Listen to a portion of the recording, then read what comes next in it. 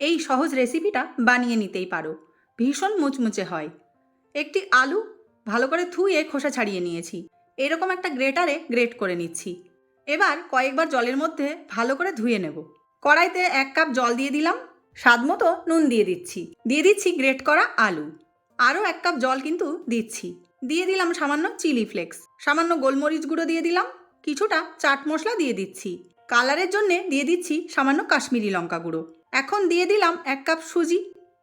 আঁচ কমিয়ে নেড়েচেড়ে যেতে হবে যতক্ষণ পর্যন্ত না শুকিয়ে যায়। পুরোপুরি ঠান্ডা করে নিতে হবে। দেখুন, সামান্য তেল দিয়ে একটু মেখে নিচ্ছি। এবার হাতে তেল মেখে এভাবে একটা শেপ দিয়ে দিচ্ছি। একটা কাঠি দিয়ে বা চামচের সাহায্যেও করতে পারেন, এভাবে ডিজাইন করে দিলাম। কড়াইতে তেল গরম করে নিচ্ছি, এগুলো ভাজতে দিয়ে দেব।